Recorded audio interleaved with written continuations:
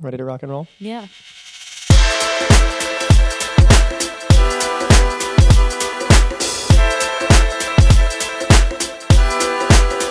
Alrighty, and welcome to Shakin Hands episode 3. I'm your host, Jack Moran. You can find me on Instagram at Blue Collar Kid. That is Blue Collar KEHD. We have a super special guest today, Amanda Andreucci. I have had the pleasure to kind of see Amanda's journey into entrepreneurship, the highs, the lows, the struggles. So she has exceeded expectations in her entrepreneurial journey. So really happy to have you here. How are we doing, Amanda? Great. Thanks for that introduction. Yeah, absolutely. So I just kind of want to jump in right away and start with like your journey, where your head was at, the different stages of your journey, how you've kind of evolved into the businesswoman that you are now with the success that you've had. What was that journey? Yeah. So let's think. Starting from high school, we could start at when I was applying for colleges. I had no idea what I wanted to do with my life, but I knew I liked art. And so I just applied around, and I'm from Philadelphia. And so I applied to Temple because they had a good art program, and kind of just was winging it the whole way. They accepted me, and I just went in, and I was a fine arts major. From there, I found that I really was drawn to graphic design. And so your first 2 years in the art school, you just take any classes you want that are art related, so you can kind of explore and see what you like. And then once you choose a concentration your junior year, you go into that major more, and then you start those classes for that curriculum. But so that's kind of how my journey led me to graphic design specifically. And again, it was kind of just like, I often say, like, I was just like lucky, because a lot of people who go into college and don't know what they want to do end up with a major, and they just graduate, and then they still graduate and they don't know what they want to do. And so I felt very lucky that I was able to find my way and make my education worth the money. But so I started, junior year, went into the design major, and it was really, really hard at first. Like the first design class that I took in college, I literally cried after every single class in the bathroom, and I'd call my mom, and my mom would be like, I have to call this professor. They're just being so mean. And I was like, no, Mom, I'm like 20 years old. You can't call the professor. But it was really, really hard because I think getting into like the design mindset is very different than any art or, you know. How so? It's super, art is kind of more interpretive.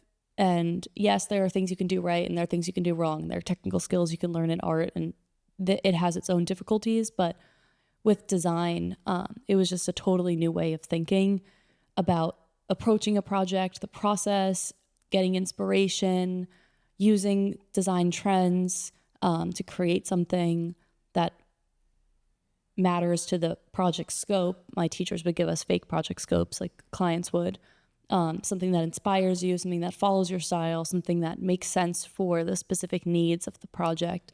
And so just kind of like having all of these variables go into it versus coming from previous classes in art where maybe it was like, here's the broad project, but do what you want with it. And really anything you did, as long as you tried hard and you did a good job, like it was good because it was art, it was your interpretation, and it was what you wanted to do. And so going into the design, it was very difficult. But after that first class, I don't think any other class was as difficult as that one for me, just because it was, once I started shifting my mindset into that way, things just kept going. And so, yeah, keep going. You had, it was hard. You're crying after classes. Hard crying after classes. I actually studied abroad then that next semester. And so I did 5 years in school, because of that, because I had to start I was a few classes behind on the major. And so once I got back after my study abroad in Rome, started again with the classes, and again, it was just getting easier and easier. Like obviously the project's getting harder and there were still challenges, but I was starting to pick up on it and I was starting to understand and grow. And I think that growth, like starting design in college, was really important to my career now, because it's obviously very different in college. You don't have actual clients. And so there is some leniency in projects and things. So you could be really creative. And that was a lot of fun. And being able to just explore and just test things out and try new styles. And if a project was bad, whatever, like you just move on to the next one. And so I think that helped a lot with my entrepreneurial mindset, because my teachers would really emphasize like, we have to get things done in a timeline. Like we have a project and you have to do the best you can within that timeline. And so they would do exercises with us sometimes in class where you come to class, you have 2 hours. Our classes were 2.5 hours. So you come to class, you have 2 hours to complete an entire project. Now it wasn't like developing a website in 2 hours, but whatever it was, maybe it was designing a flyer. It was like, you have to start at this time and end at this time. And so they really forced us to get efficient with our process, because that's really important. Being able to work with clients or work on a budget or a scope, whether you own your own business or if you're working in an agency, you have to be able to be flexible and do the best work you can within the given materials you have or the time span you have. So that's something we focus on, getting really good at our process. And then I was supposed to graduate because I did 5 years, which really worked in my favor besides the fact of having to spend extra money in school. I was supposed to graduate in 2020, but technically that was my junior year. And so obviously we all know what happened. That got cut short around maybe halfway through the second semester of the year. Because of COVID? And so wrapped up my junior year in school online, and worked that summer in an internship. Just my aunt actually helped me get it. Great company based out of New York. And I just learned a lot about, that was my first experience really internally in a company as a designer. And so although I wasn't necessarily doing crazy branding projects and all this stuff, it was really my first step of learning what it means to be working for a company outside of school. So that was really an important phase, I think. Then that next year, we're in COVID, so all classes are online. And I was only taking 3 classes a semester. And I think that really helped, because I was able to none of my friends were in school anymore. No one was on campus. Like I was really able to just focus on those 3 classes and knock it out of the park, every single project that I could, because I had less classes and I wasn't really doing anything. No bars were really open on the weekends even, or you could eat outside until 10 p.m. But I was in Philly. It was freezing. No one wanted to be outside when the sun went down after, in November. So just really spent a lot of time focusing on quality of work. And that was also kind of my first phase of being able to feel like I was kind of a freelancer, even though my job was school. But I would wake up and I would start doing my homework for projects and working on projects around 9 a.m. like you would a job. Work on them throughout the day, sometimes have class, which is kind of synonymous to meetings, and then continue working, and then around 5 I'd wrap it up. And so that whole year, that was kind of my schedule, and it was nice because that prepared me for being on my own after graduating. So yeah, I think that's kind of my process throughout college until graduating and getting out to the real world and starting work. Yeah, so you started work. What was that experience like when you were working for someone else? Because you said that's kind of how you got started, right? Yeah, so I started, when I graduated, I really started getting into entrepreneurship the second semester of my senior year, and kind of thinking about what I want to do after graduating. And I really wanted to start my own business. And a lot of my teachers told me that it was like impossible or really hard, and whatever, that happens. People, say things, and I think it is. They're instilling limiting beliefs in you early. They were, but I think that they were coming from a place of, this is hard, and they don't know who I am deep down. They don't know my mindset. They don't know all these things. And so honestly, I guess I wouldn't say that, but that is kind of like, it's difficult. Not anyone can do it. And that's what I would say to someone. I would say, you really have to have the right mindset, which you can do. You have to have a good support system. You have to have clear goals. You have to be determined. You have to have all these skills. You can't just do it and just, try. Like, you do have to be disciplined. And so if someone didn't know that about me, I could see how they would think like that is impossible.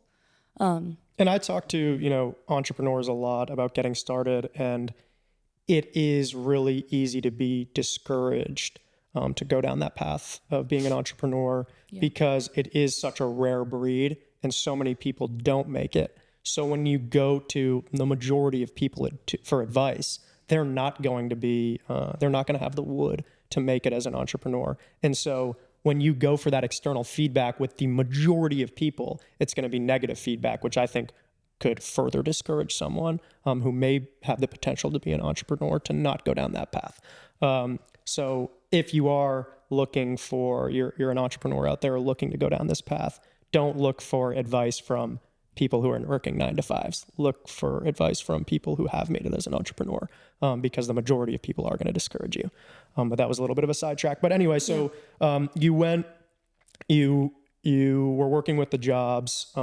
Was it a good experience? What kind of made you make the leap where you're like, this isn't for me, I want to work for myself? Yeah. So right after graduating for about 3 months, I was just freelancing with some agencies. And that was also really crucial, I think, to my process. Although I didn't necessarily start my own business right away, I had some autonomy over my time and I could choose what I wanted to work on, but I could also have an insight into the processes that are placed in an agency for dealing with clients, for setting up a project management system, like collaborating with coworkers, getting your work reviewed by an art director, presenting to clients directly. So there was a lot of experience that I gained, and I think that I take a lot of that stuff into my studio today that I now have, and I can, if I had never known those processes, I think I'd be a lot more lost or a lot more disorganized. And so being able to have an eye into that was really, really essential. And so over the next 2 years or so, I was kind of on and off. I was always freelancing for some agencies and I would get contracts here and there. We moved down to Panama, and that was really, I would say, a big game changer in mindset, because before I was very interested in still trying to start my business, but I did have a lot of limiting beliefs, and I had a lot of... Like what? Like what was your internal dialogue at that time? I would say the biggest thing for me that I was telling myself was fear of not having any money. That's always a big thing, because obviously you have to pay bills, you have to be realistic. And so that was like a big blockage for me. And I would always be concerned that there was no way, how am I going to get clients? Like that was also another big one. Like I was trying to read everywhere online. I was trying to ask people. I was like, how do you get clients? Like I literally was just like, I have no idea how to get clients. And I felt like there were no resources out there for how to get clients. Like I just wanted someone to tell me, like, what did you do to get clients? And no one like would give up those secrets. Or maybe I was looking in the wrong places, or I was asking the wrong people. That's probably the case. But that was a big one. I was like, I don't know how to find clients. And I was like, what even are my services? What is my brand voice? Like I had nothing figured out. And I think because I had nothing figured out, instead of telling myself I'm going to go and figure this out, I would just tell myself, like, maybe it's easier to just continue doing the freelancing with the agencies and learning and absorbing. And I think kind of giving myself a crutch of, well, I could always fall back onto that if it was needed. But really giving myself that crutch allowed me to use it. And if I just took that away, and once I did, then I was just swimming in the middle of the open ocean, and there was nowhere to go but learn how to swim. The fastest way to learn how to swim, yeah. And so that was kind of... Yeah, and I think a lot of people get stuck on that that sales part of the business. They put so much effort into getting all the processes, all the systems, all the things that are sexy about the business, building your website.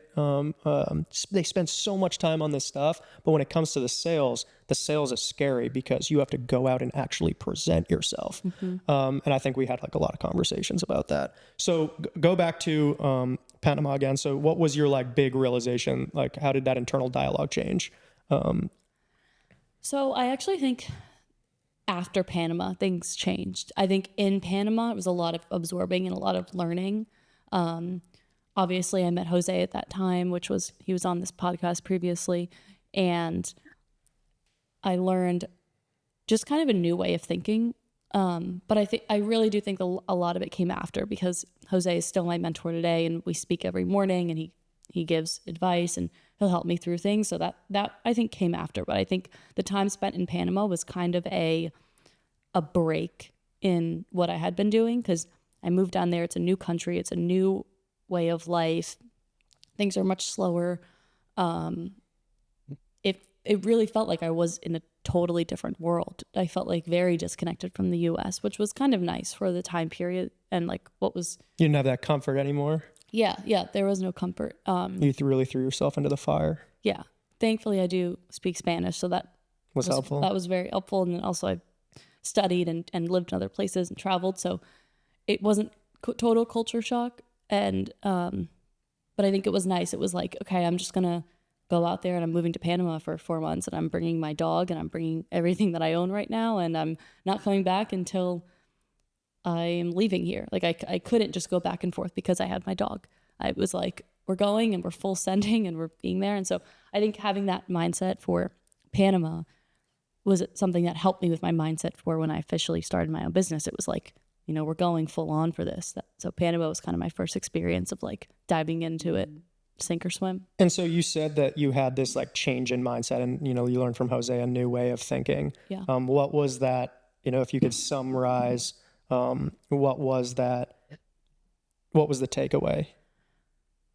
How do you think differently now? Yeah. So I think in comparison to before.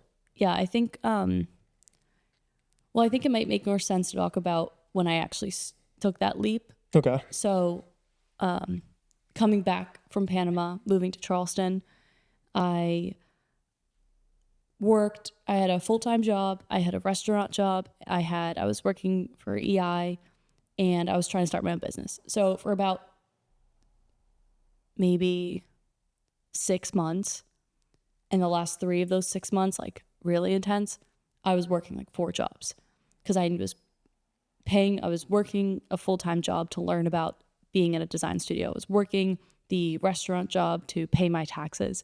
I was working on EI because that was my first chance as an equity opportunity in a business and building something and learning about entrepreneurship. And then I was building my own company because that was my dream. And so like it took like 6 months of grinding. And I remember I was just working like such long hours. My parents, I went down to their house and they were like, I was like so spacey, and they were like, are you okay? Like they were seriously concerned because I was just grinding so hard for so long. But it did pay off because first I was able to quit the restaurant job, and then I was able to leave my studio job, my full-time position, which really helped with that, cut off that crutch where I was like, okay, like this is it. Like if I'm leaving this job and fully being on my own and just diving into it. And then obviously still working with EI because that is another, that's kind of an added part of my business. But yeah, so my mindset to be able to just fully take that leap, it was a little bit of just faith. And I was just like, I just decided I was going to do it and I was going to succeed. And then just was like, okay, I don't know everything I'm doing, but I am going to just do it. I'm just going to go for it. And then I think really changing my internal dialogue, being positive, daily goal setting, being organized, speaking to myself in a positive way, manifesting, writing down just positive things that I want to happen or goals that are going to happen. I think that was a really big game changer in a lot of things. But I think overall for me, the biggest thing was a mindset shift. Yeah. So from jumping in head first on doing your own business full time, what are the biggest takeaways you learned as far as habits? Let's think. So like essential habits that you implement now that you would recommend to. Yeah. Some essential habits, the daily morning writing and just manifesting positivity or what you want. I think that actually was really big. Again, I think my biggest issue was mindset and having a positive mindset and being focused. And so for me, that was a way for me to every morning wake up and say, this is what I'm doing today. I would write, today I'm going to close a client, over and over and over again. And obviously not every day I closed a client, but I was closing clients. And so that was a really big habit and a change that I did.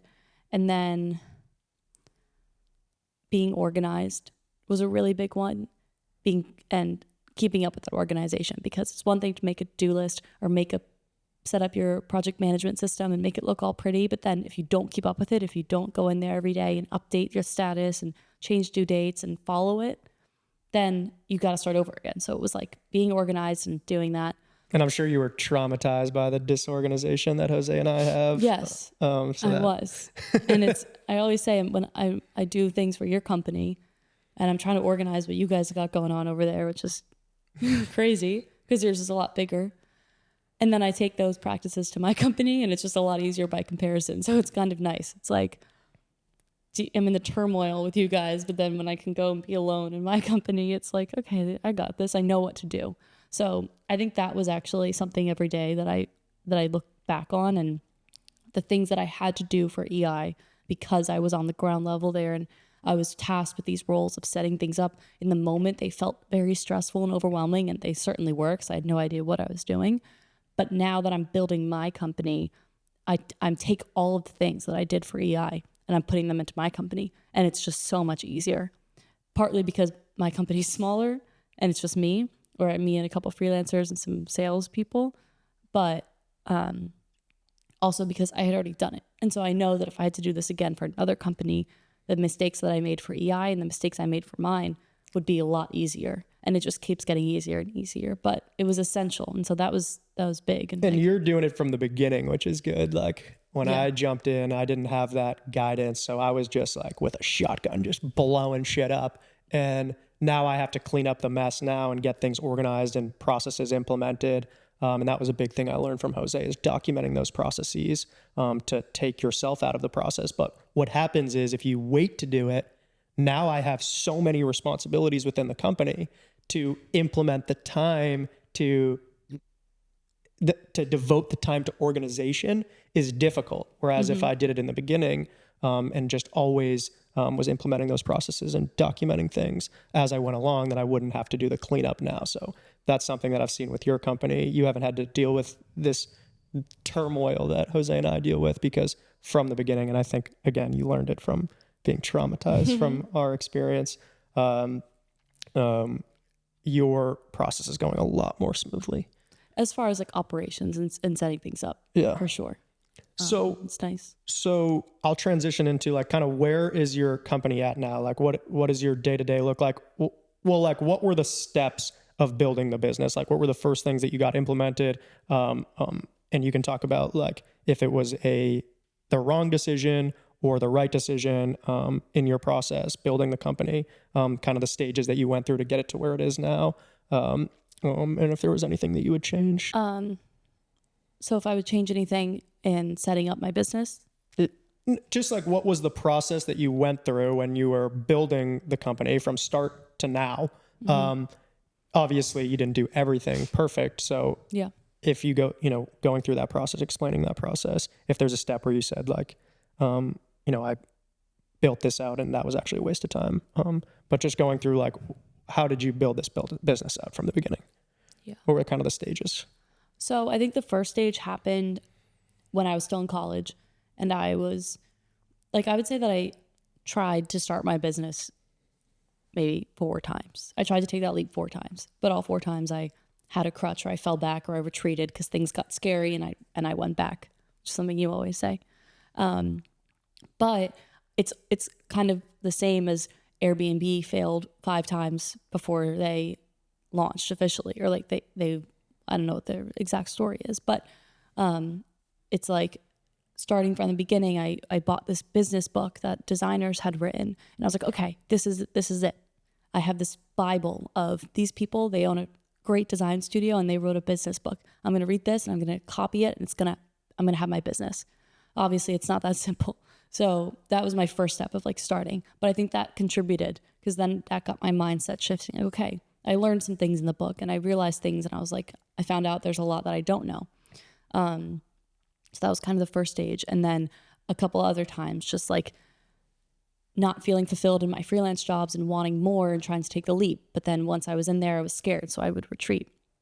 But the final time, or finally this past year when I officially started it, I'm trying to think of things that I know what I wouldn't have done. I think that I was eager to get any clients because that was needed. Obviously, you need money. And I started being a little lenient with my services, and I don't want to say values because I didn't do anything that was completely against my values, but kind of just forgetting like what are the pillars of myself and my company, and what do I want to do, and what is my goal, and what is my mission, like all of those things. And they kind of fell to the background because I was just like, I need to get clients. Like, oh, you need something? I'll do it for you. I'll be anything for you, which was good at the time also because then I was able to get some work and get my foot in the door and learn things. I don't think any of that was a bad thing because I learned so much from it. And so it was a learning opportunity, and I think it kind of was essential. But I think that's something that I'm realizing now is, okay, now that I have some experience with clients and we have some people that I'm working with, really going back to those values, like, wait, who am I? What is my business? Who do I service? Who's my target audience? What are our values as a company, and what will we do for you? And not budging on those things. Like if someone comes, non-negotiables. If someone comes and they're like, hey, I need I need you to market this new event we're having. Like I could absolutely do that. I could create a flyer, go downtown, pass them out, maybe set up a Facebook ad, maybe run their Instagram. I could do all those things, but I don't want to. That's not my business. That's not what my studio is about, and that's not what our values are. And so I think that was a really big learning moment for me that happened recently, realizing I can do a lot of things that people want. I have a lot of skills, but I need to kind of hone in on those and say, with every project and every client, does this match what my services are and what I offer? And that's not only helping me like what I do every day, because obviously if I'm taking jobs that I don't like, why even have your own company if you can't just do what you want to do? Right. But it's also helping me in the end because I'll just continue to get more and more projects that are like the ones that I do, because I'll keep putting case studies out and I'll keep posting on Instagram about the things that I want to do. And then people will be attracted to that. Whereas if I kept doing things I don't want to do just for money, I feel like before I knew it, or down the line in a year, I could be like, wait, now I'm a digital marketing agency. I didn't sign up for that. But because I kept accepting clients and I have 4 clients on retainer now that are digital marketing campaigns, suddenly I am that. And so I think just being really strict with like, after you go through that phase of just like getting clients just to get money, or just kind of taking odd jobs just so you can make it, taking that time to reflect and be strict with who you are and who you're working with. And so I think this is like a good segue. And I want to get a little more specific into the services you offer, because I think that they are very crucial for an entrepreneur utilizing a graphic designer early in entrepreneurship, when you're building a business. For someone to purchase your services, you have to have trust and credibility. And to build that trust and credibility is difficult if you haven't done the service yet, or you haven't had a client yet. So I, talk about fake it till you make it. That's kind of how I succeeded, was I projected the knowledge before I actually executed the service to get that momentum built. And I think that I was really lucky having you as a graphic designer to help me with that by building out a website. I remember going to meetings and the people, I would show up being a 23-year-old, and they wouldn't expect to see me because I had this really well branded website that made us appear like we were a corporate company. So you're able to utilize that branding and that web design and that graphic design to kickstart that trust and credibility in order to start building the momentum with your company. So what is your kind of perspective on that? Like from a graphic design standpoint, how can you use your design assets to not only grow a business, but to kickstart that momentum? Yeah, I think reality is perception in this way also. And so the first thing people see when they see a brand is your logo or your website or all of those things. And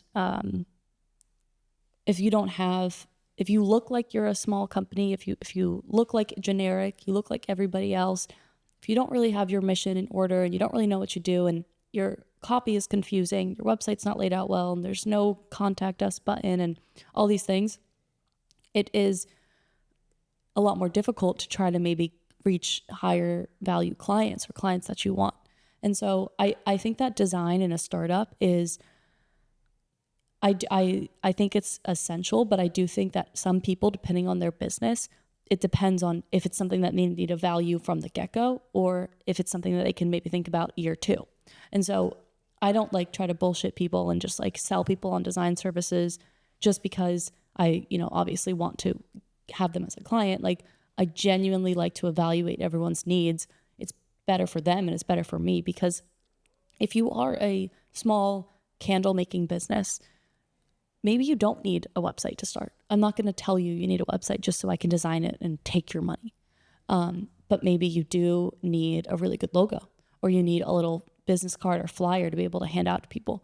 Maybe you can make that yourself on Canva for the first year and it'll work. Maybe you can get it on Fiverr. There is a place for these design tools and these systems.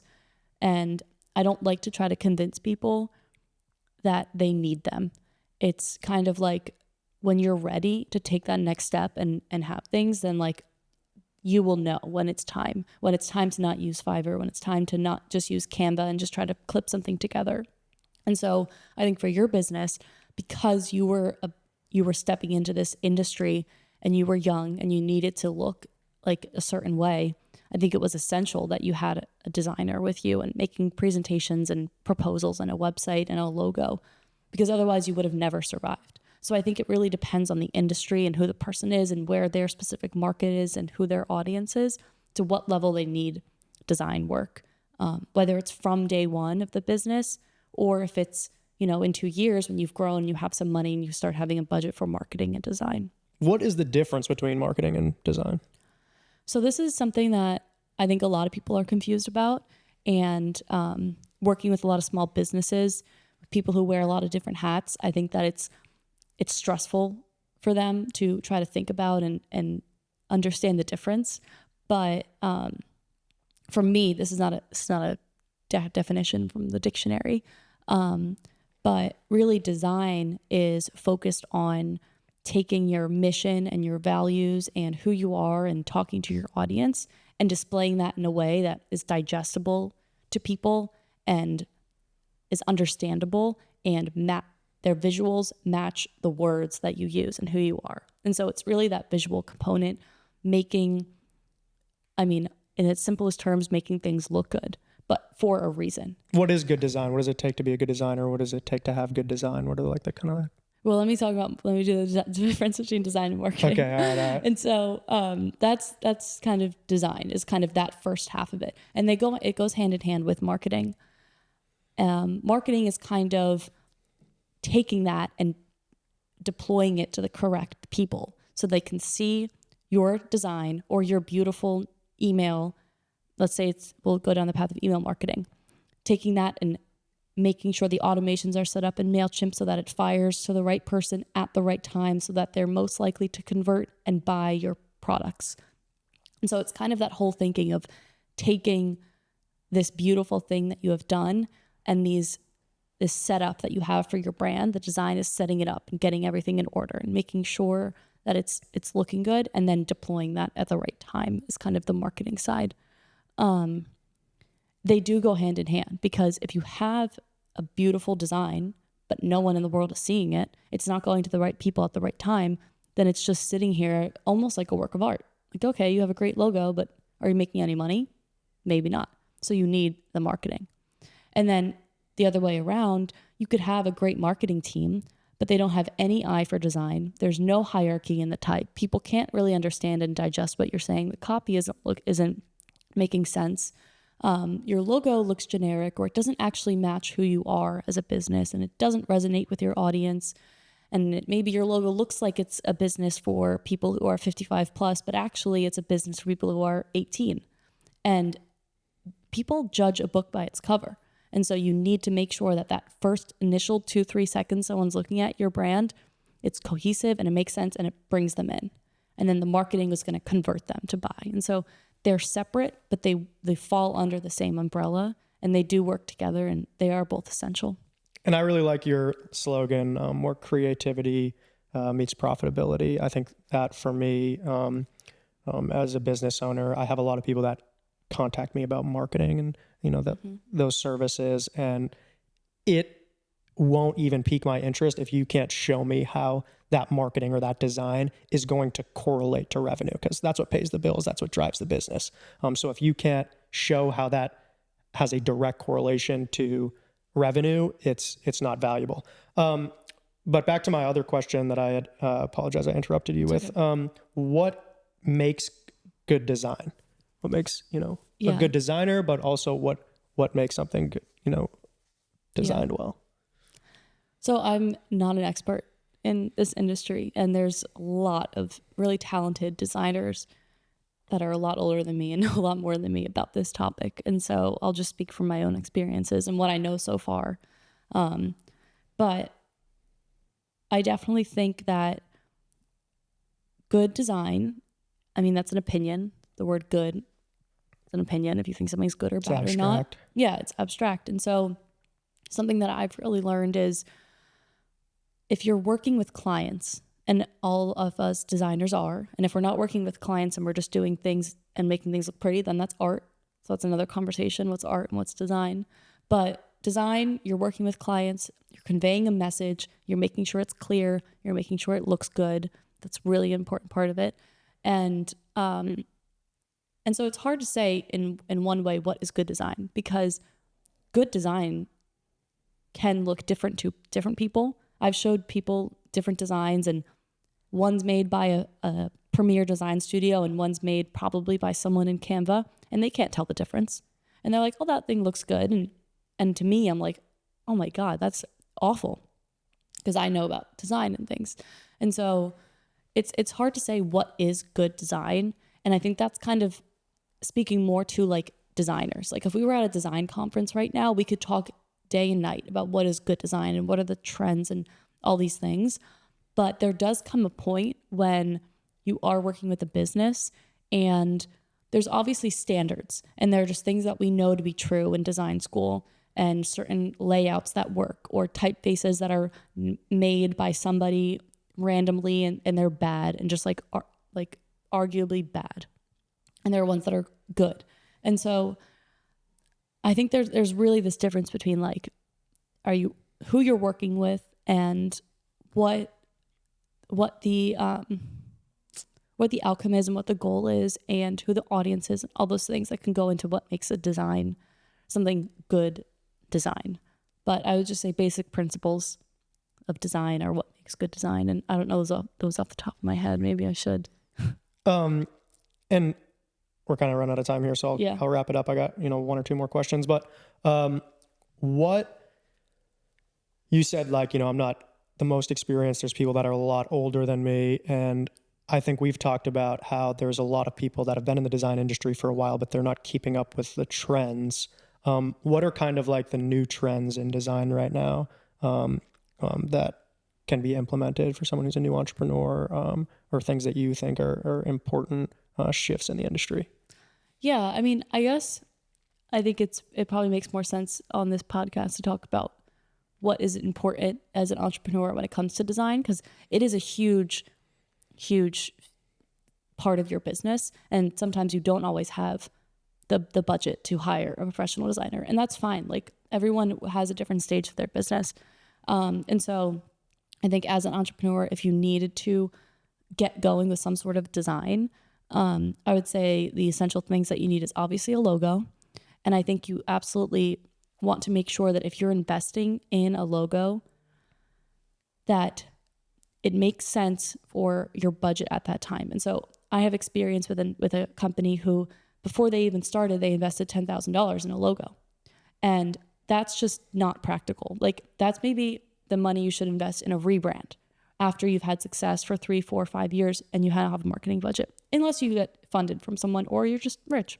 but we don't all have that luxury. Yeah, unfortunately. we all don't have that luxury. And so from the start, if you're just starting your business, maybe you can do it yourself on Canva if you have some knowledge of some basic design principles, or you're really into Pinterest and you can look on there and just piece something together, or you can hire someone on Fiverr.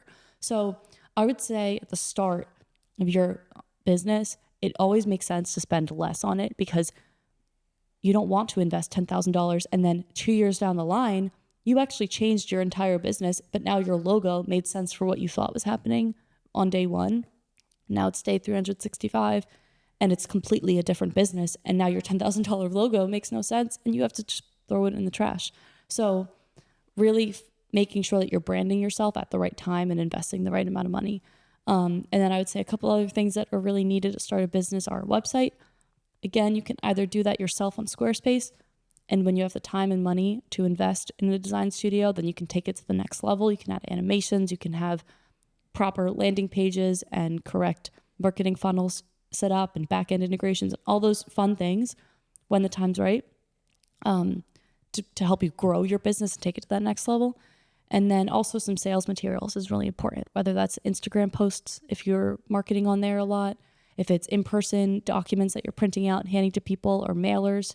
So I think those are really important, because as we know, sales is the most important part of a business. If you don't have sales, you don't have any money coming in. So I think investing in those areas to start is really great. And then you can start adding in the other kind of elements of design. But yeah. Well, thank you, Amanda. That's some really awesome insight. Is there any like final comments that you want to make, or where can people find you if they are interested in your services and want to? Yeah. So you can find me on Instagram, andreucci.design.studio. It's tough to spell. So yeah, how do you spell Andreucci? ANDREUCCI.design.studio. So that's my Instagram. Website is the same thing, andreuccidesign.studio. You can hit me up on my personal Instagram if you want, mams98. And you can also see some of my mural work on there, which is a fun kind of added part to my business that we didn't really talk about today, but maybe that can be for another time. But this was great. I mean, I love talking about my journey, and if anyone is a young designer in Charleston or anywhere and they want to talk about design, or if you're a female entrepreneur and you want to just see what kind of some of those struggles can be, we didn't really get into that at all today, but I think that's a huge thing, a woman in business and owning your own business and the benefits and struggles to that. So if anyone wants to learn more about that, or just chat or teach me something, like I said, I'm 26 years old. I don't know everything at all, but I could just talk about my experiences so far. Alrighty. Well, thank you so much for hopping on. It was awesome. Yeah, it was great to be here. Well, that wraps up episode 3 of Shakin Hands Podcast. I'm your host, Jack Moran. You can find me on Instagram at Blue Collar Kid. That is Blue Collar KEHD. If you liked what you heard, subscribe. And if you have any feedback at all, people that you want to see on the podcast, things you want to hear, questions you want to ask, please engage with me on Instagram. It's super helpful. But anyway, tune in next time for some more interesting guests and conversations. Thanks, guys.